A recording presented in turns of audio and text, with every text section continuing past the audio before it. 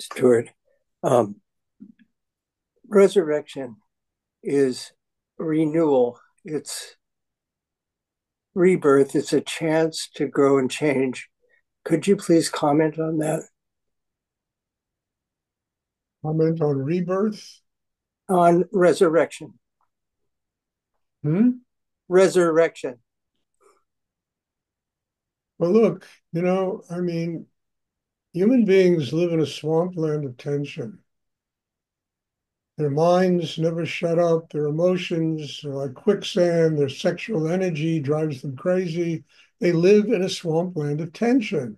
The people around them have tension, the jobs, the families, and all kinds of stuff happens in their lives that really creates tension. It's like a swampland that people live in. At the same time, we're born here to be happy people. We need to learn techniques and ways of working on ourselves that can transform that tension into a spiritual life. That's what rebirth is all about. That's what resurrection is all about.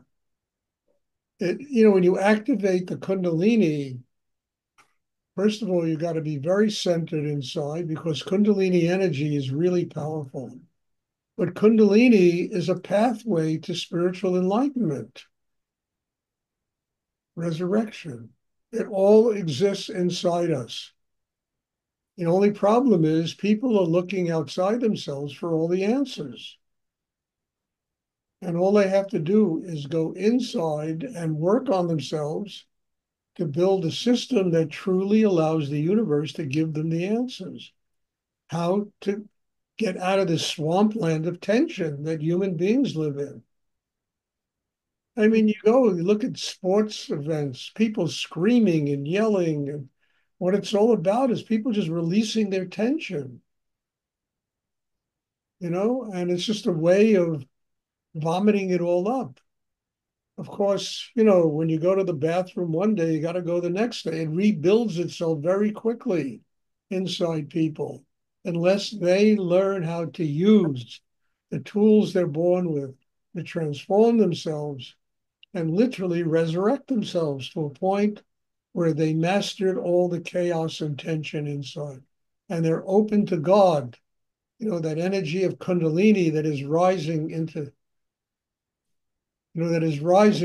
the cosmos and giving them a connection with higher energy.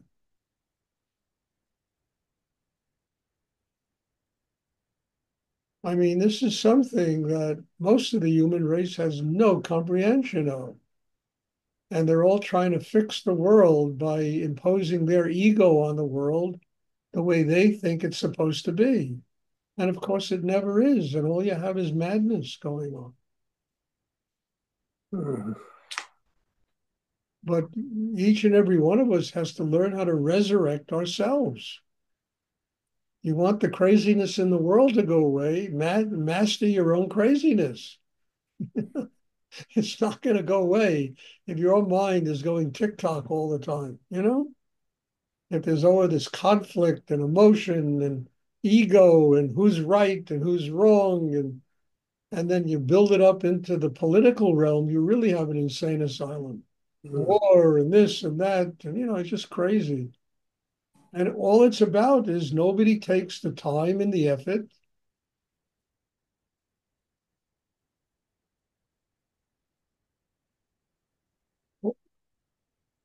All it takes is the time and the effort to build a system inside that truly enables one to transform all that chaos, to literally resurrect oneself. And what does it mean? You become a happy person. Happy people are enlightened people. Happy people live in the light of God. But find a happy person.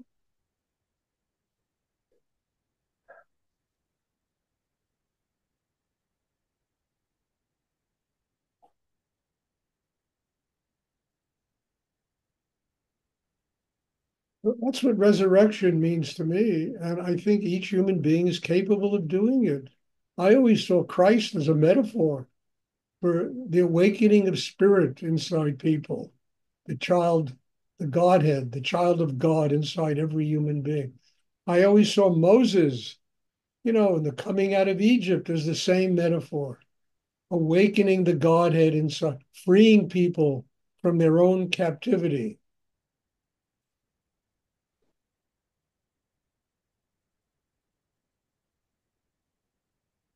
I mean, when I was younger, I didn't see that, but as I got older and certainly deeply involved in what I learned from Rudy, it all became clear to me what they were talking about. This is not something that I have to go to Washington and fix. I got to fix myself. And if people don't make the effort to fix themselves, this madness will go on ad infinitum. And maybe it's supposed to go on because to those that want a spiritual life, it's a wonderful reminder of what not to do.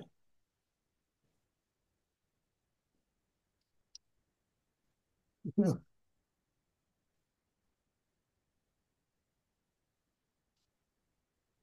So to me, that's what resurrection is. I mean, to me, these great stories of, Moses and, the Red Sea parting and coming out of slavery into the promised land. I mean, it's all about doing inner work. I mean, the whole Bible is about coming from paradise into the world where all you have are wars and famine and this, and ultimately the Messiah comes. That's what the whole Bible is. I mean, it's from being birthed to death. And if we use the time we're allotted between birth and death to build that connection with God, understand the Messiah comes inside every human being who does that. What is it? It's spiritual enlightenment. It's oneness with higher energy in the universe.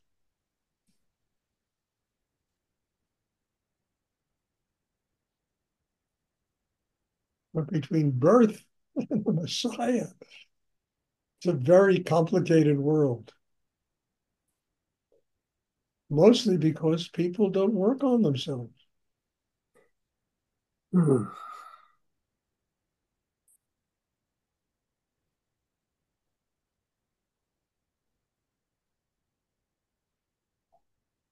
I hope that's clear. I don't know how to make it clearer, but it's very interesting.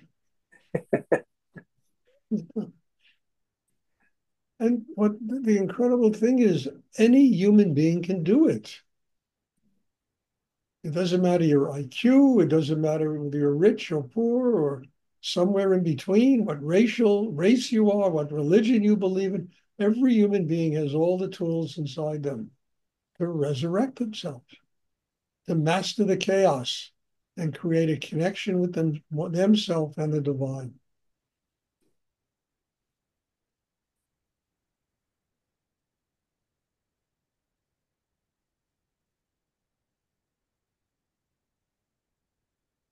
I mean, many years ago, I stopped having pity for people. I don't. Because people create their own reality. They really do.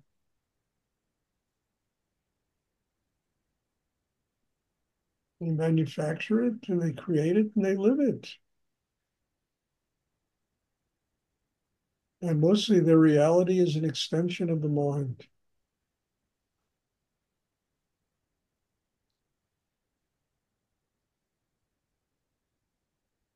Well, this is a great holiday, this whole week of, Passover, Easter. I always thought it's a great holiday, you know,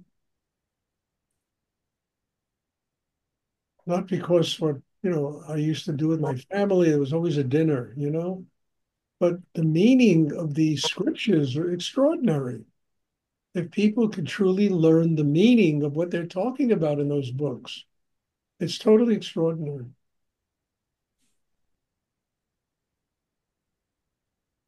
But you can't learn that meaning unless you do the work inside yourself to get to a place where you can truly understand what these great and wise people were writing about.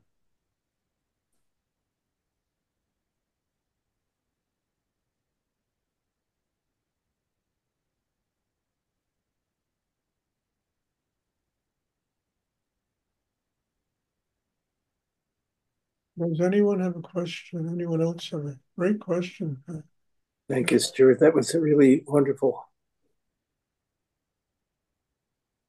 It'll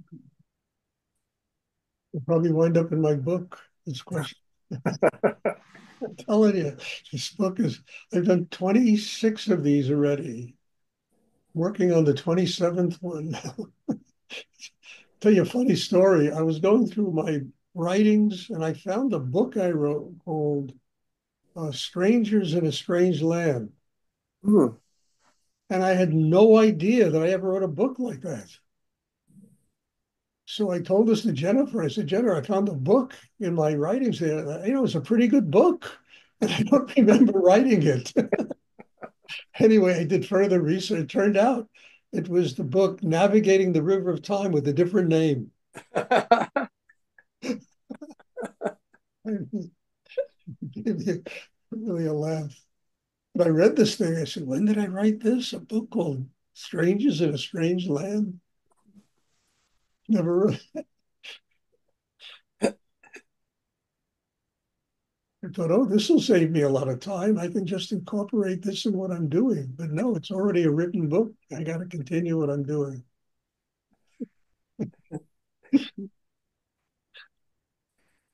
Does anyone else have a question they would like to ask?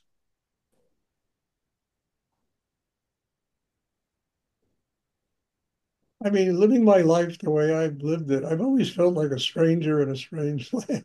I mean, it's a quote out of the Bible. And I always felt that way, like a stranger in a strange land, doing things that most people don't even begin to comprehend.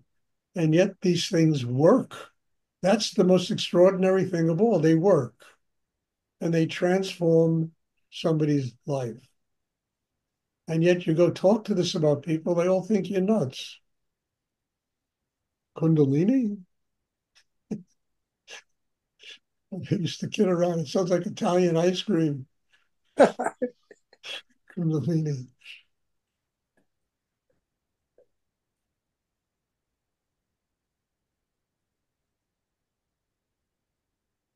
Does anyone else have a question? It's one of the reasons why you have to really believe in the things that work for you and not listen to anybody else because most people are totally unfamiliar with it, you know? Oh, you're a cult, you're this, you can't imagine I had what I used to have. Cult, you're this, you're worshiping idols. I mean, I was like, wow, okay, you gave me my life. Think about it, whatever you want to think about. I don't give a shit.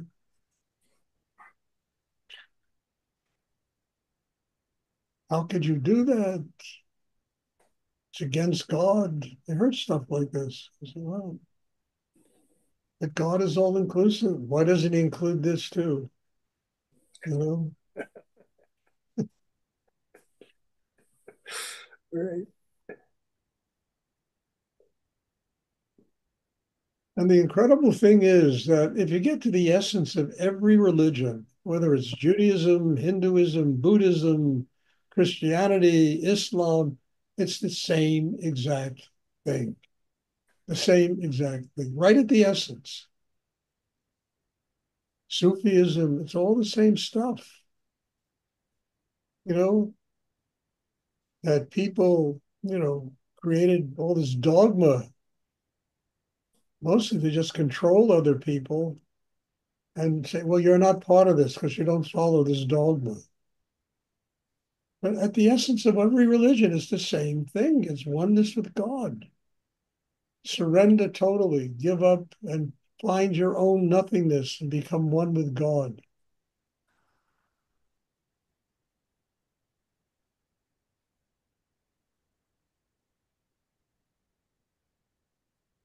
Stuart, I would like to ask you a question too.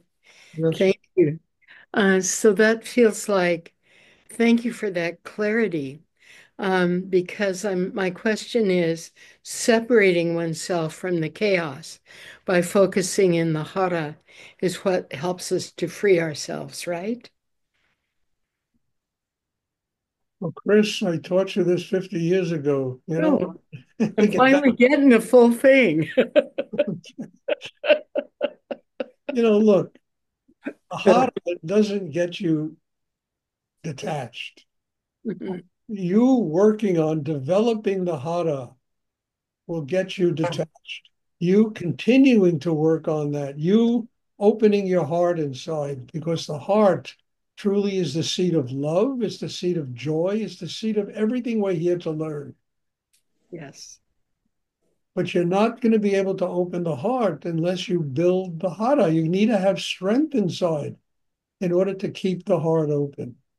And then the mind, look, Hmm. is a receptacle for all knowledge and wisdom in the universe, the human mind. The heart allows us to use it compassionately in the world, so we work out our karma. The throat chakra allows us to communicate with life compassionately because the heart and the mind are open. All of that is based on building the hara, which gives you the strength to do it, so that knowledge, wisdom can come from the universe to you. It's dying to get to you. The only thing that keeps it is you. It's dying to get there. The whole universe is dying to give us some knowledge and wisdom, and we just create craziness. But you got to build these system inside the hara, the heart, and then we have karma. If the heart isn't open, you'll never work out your karma. Yeah. Because you got to communicate with life, with compassion, with love, joy, patience with people, forgiveness. All of that is life communication and is possible because the heart is open. So the chakra system is the key to all of this. And the key to all of it is a human being doing the work inside to develop that kind of system. By procrastinating and waiting and, oh, I'll try this, I'll try that, I'll try the other, I'll go, chabda, chabda, it doesn't do anything to build one's humanity.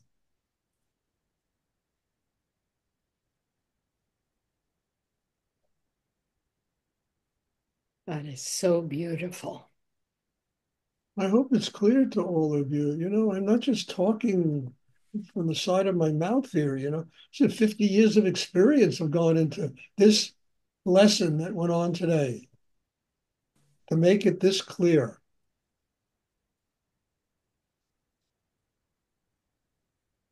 Thank you. And 50 years of working on myself every day.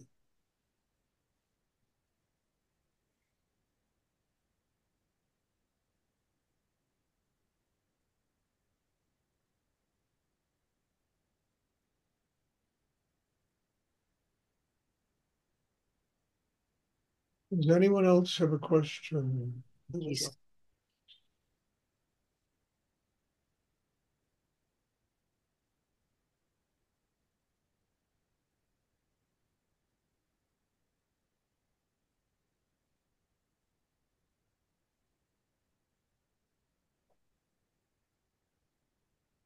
Oh, I just have one more announcement to make. Next weekend, I'm having a retreat here.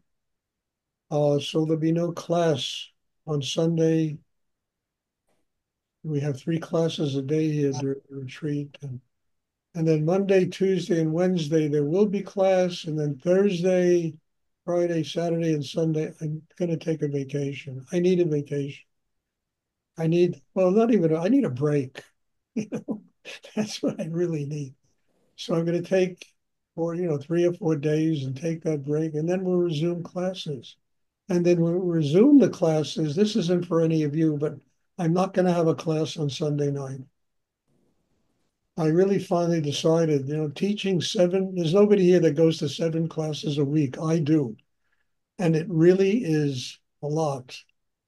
So I'm going to take Sunday nights off. And well, you only hear for the day class, so you get the email about this class.